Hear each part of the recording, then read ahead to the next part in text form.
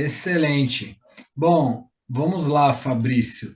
Quando a gente fala de política, o pessoal se assusta porque, infelizmente, ao longo dos anos, na igreja, no campo eclesiástico, a palavra política, ela foi satanalizada, se assim eu posso dizer. Ela foi, é, Endemonizada.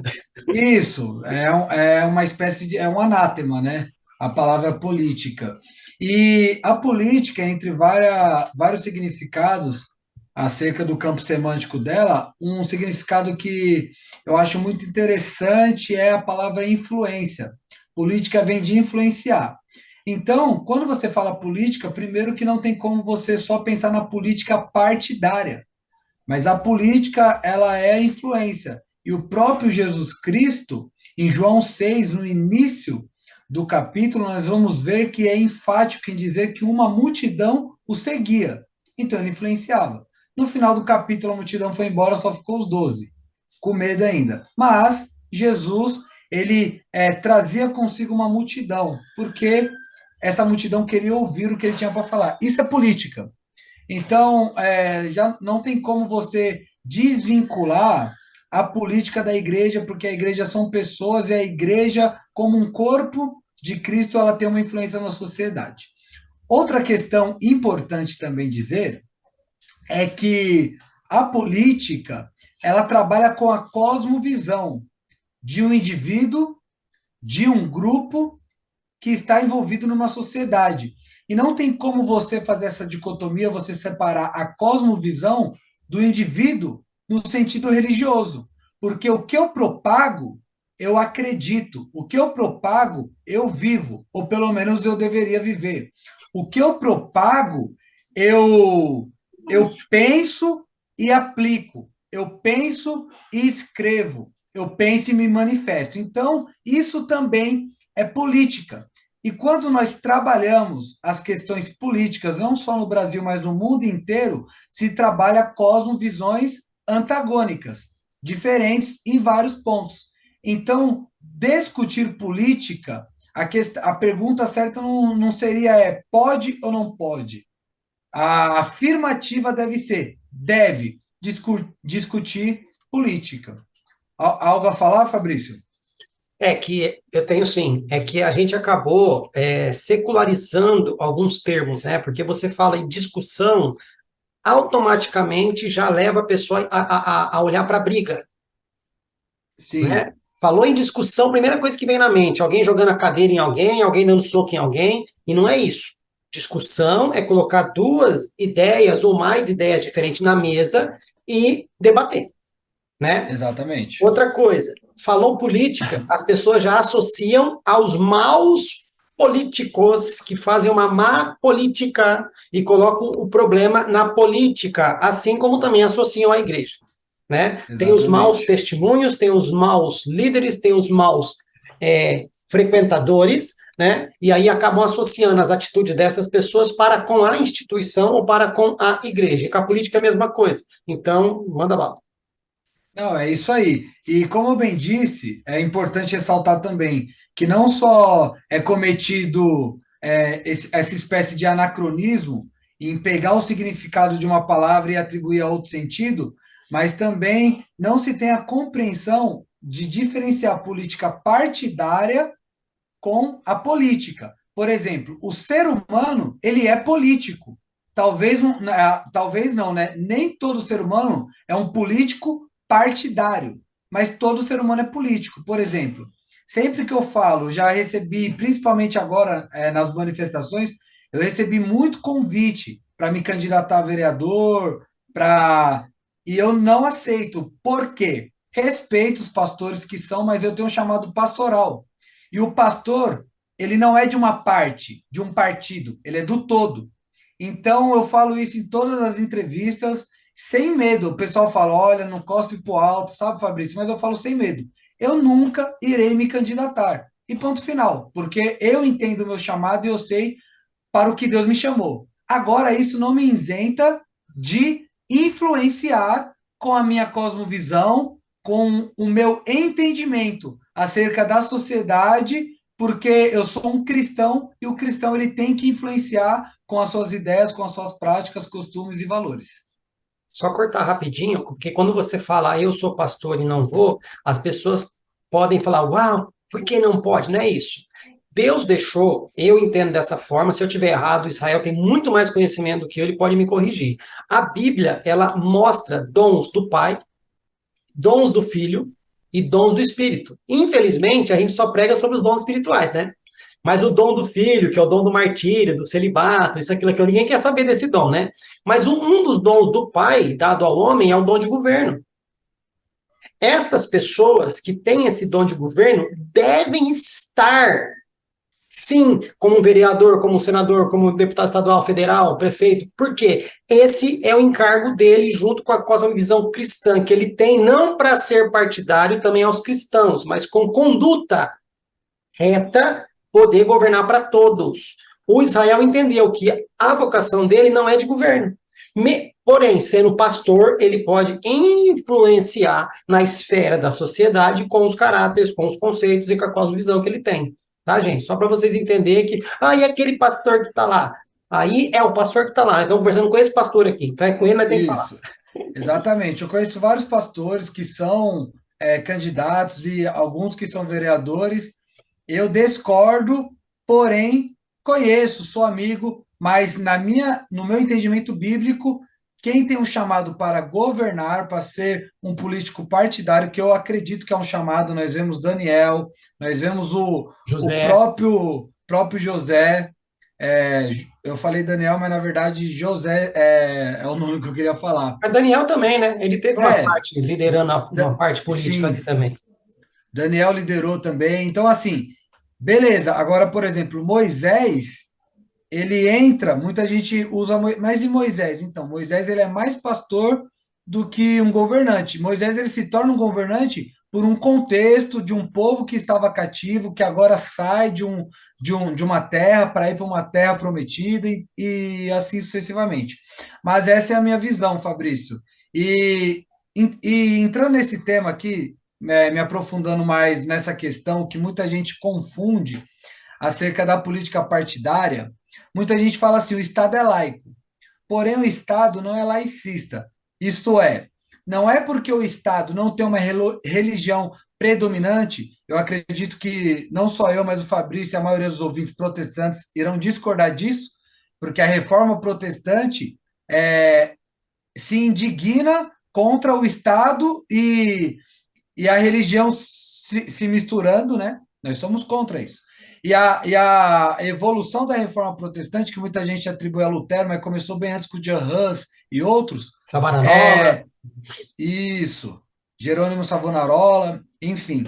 Tem um livro muito bom, Heróis da Fé, que você pode estar lendo, que você vai gostar muito. E a gente tem que entender que o porquê eu, Israel, falo também de política partidária, não em cima de um púlpito, mas nas redes sociais, nos instrumentos que eu tenho. Porque a política partidária trabalha com ideais que influenciam na sociedade. E eu, como um cristão, e a minha comunidade, a igreja, faz parte da sociedade. Então, eu acho importantíssimo falar. Tem um livro que eu indico para todo mundo, do Nicolas Ferreira, O Cristão e a Política. Este mesmo tema, um livro também de Charles Haddon Spurgeon, que foi um puritano. O Cristão e a Política também é o tema. Eu indico vocês estarem lendo. Do Charles Haddon Spurgeon eu não li ainda, o do Nicolas Ferreira eu já iniciei a leitura, e ele traz um amplo, uma ampla argumentação acerca disso que eu acho muito interessante. Muitos pastores, Fabrício, argumentam isso, que a política e a religião não podem se misturar. Eu não sou nem da direita e não sou nem da esquerda, eu sou Jesus Cristo. Eu acho isso uma fala de duas ou uma, ou ignorante ou mal intencionada. Essa fala que você usou agora, eu vou tentar voltar naquilo que eu falei lá atrás. É porque a pessoa não entendeu que ela pode ser política não partidária e acha que se Exato. ela falar de política, ela é obrigatoriamente obrigada a defender um lado. Não. A Ou pessoa se pode ser afiliar a algum partido. ou defender um ou defender outro, né? Mas a pessoa pode ser política sem ser partidária. Por quê? Querendo ou não, como você disse, nós, quando estamos fazendo atos de justiça, estamos fazendo boas obras, isso não é um ato político? Exatamente. Concordo plenamente. É algo que Quando, é. quando a Pode gente falar, está ali Fabrício. tentando tratar, por exemplo, a igreja ela tem aluguel. Aí a imobiliária vai lá e fala que, pum, tanto de aluguel. Poxa, mas a gente está numa situação assim, assim, você não consegue deixar uns 6 meses aí com valor abaixo, ou dividir um pouquinho mais, tal, tal, tal. Não está fazendo política? Está Exatamente. sendo da direita, está sendo da esquerda, está sendo do centro, está sendo sei lá da onde? Não, está só tentando negociar, está tentando chegar num consenso. Né? Quando a igreja vem e institui as suas doutrinas, os seus dogmas, os seus costumes, a sua cartilha, ela não está fazendo política? Exatamente. Eu costumo falar que o pessoal, a Bíblia diz em Oséias que o povo padece por falta de conhecimento. E o conhecimento para um cristão não tem que ser enaltecido como algo magnífico, no sentido de, nossa, Fabrício, nossa, Israel, nossa, você estuda. É obrigação minha estudar. Nossa, você lê.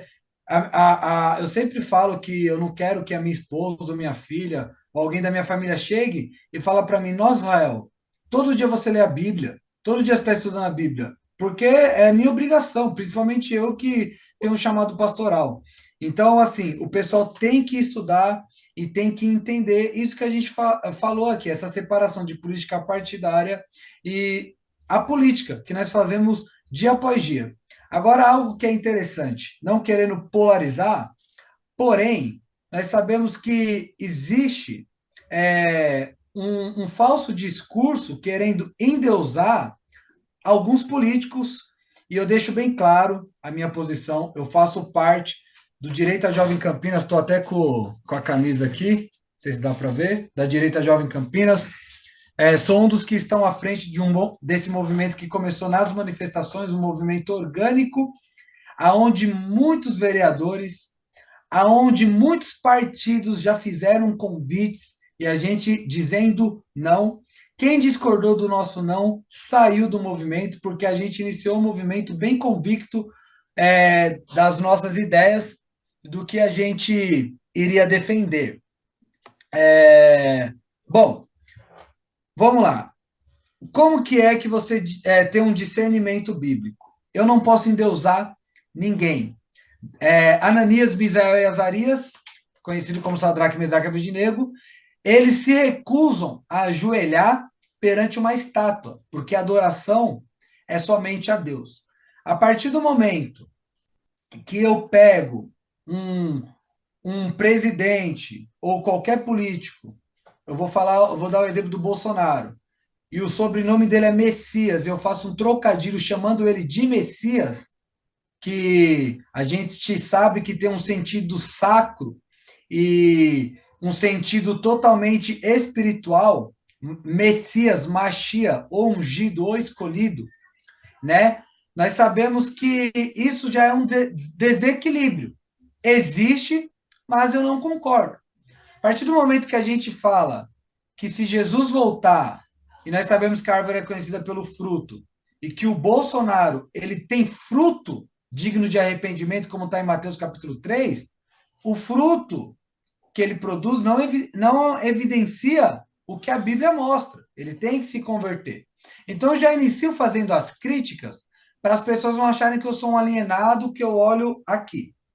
Agora, quando nós vemos dois governos, duas disputas, dois lados, porque ainda que há outros partidos, ainda que há o centro, sempre vai pender para um lado, porque entra a cosmovisão. E quando nós vemos uma cosmovisão marxista, ateísta, universalista, ecumênica, nós temos que saber que essa cosmovisão é prejudicial e é antagônica ao que a Bíblia ensina. Entende, Fabrício? Então eu tenho que fazer uma escolha. E nós temos que entender também que tudo é progressivo. A Bíblia fala de Acás, que foi um péssimo rei, um rei é digno de dó perante aos mandamentos do Senhor. Aí a Bíblia fala de Zedequias, o seu filho, que o texto já inicia falando que ele agradou ao Senhor. Aí nós vemos o filho de Zedequias, Manassés, sacrificou crianças a Moloque, fez tudo que não prestava. Nós vemos o filho de Manassés, Amon, horrível também. Morre cedo, vem um menino de 8 anos chamado Josias, que se assenta no trono. Quer dizer, Deus ele permite uma progressão de políticos ruins e de políticos bons. Eu acredito que a direita, algo muito novo no Brasil, eu não gosto do termo direita, eu uso porque é o termo que todo mundo se identifica mais, só que o termo que eu mais me identifico é o termo conservadorismo, é algo novo no Brasil. Antes a gente tinha uma polarização entre PSDB e PT, que são os dois, ambos são de esquerda, Partido Social Democrata e Partido dos Trabalhadores. Então, essa ideia é nova. Então, o cristão ele tem que ter cuidado para não atrair essa ideia no sentido de idolatria, mas nós temos que entender que o que menos prejudica os nossos costumes judaicos cristãos, nossas crenças e valores, é o lado da direita. E foi a escolha que eu e muitos brasileiros cristãos fizeram. E é uma discussão que é válida e importante. Por favor, Fabrício. Deixa claro aí, viu, Israel, que o movimento Direita Campinas não é defendendo o Bolsonaro, De maneira né? nenhuma. Porque as pessoas hoje você coloca a camiseta do Brasil, porque estava torcendo para o jogo, ou porque você gosta, né? Ou veste uma roupa vermelha porque você gosta, as pessoas já estão Sim, associando a manifestações.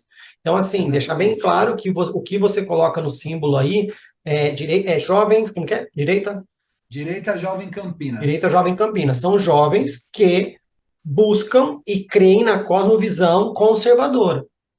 É isso? Exatamente. Então, beleza. Exatamente. Vou É, continuar. Então, se é assim, eu vou continuar aqui, brincadeira. Eu vou não, desligar a chamada. imagina. A gente brinca que a direita Jovem Campinas é o Estevão, que vê o céu se abrir e vê Cristo à direita do Pai. Então a gente sempre faz trocadilho, né? Agora, o porquê é importante essa discussão, Fabrício? Porque, por mais que não é o certo, tudo é polarizado. Então, a partir do momento que você defende o assassinato de crianças no ventre, que hoje é utilizado um eufemismo, que o aborto é um eufemismo para tirar o peso. O nome é assassinato, porque a partir do momento que eu acredito que Deus soprou e biblicamente o sopro dele já é vida, eu tenho que entender que eu estou assassinando uma criança, uma vida que está no ventre, indefesa. Então, a partir do momento que eu defendo isso, a partir do momento que eu defendo que a mulher ela tem que ficar sozinha, ela não tem que crescer e multiplicar. E aqui eu não estou nem falando de anticoncepcional, nem nada disso, mas eu estou falando de família. Né? A Bíblia fala que filhos são herança, bênção do Senhor. A partir do momento que eu sou contra essas ideias que a Bíblia traz, que eu sou contra a ideia de um Deus criador dos céus e da terra, porque Karl Marx ele era ateu assumido. Quando você lê a biografia de Karl Marx, ele é um cara que bateu na esposa, ele é um cara que não trabalhava, a esposa que sustentava a casa. Então, tudo aquilo que a Bíblia propaga, Karl Marx ele não vive. Então, a partir do momento que eu atraio as teses de Karl Marx, de Lenin, de Mussolini e de outros,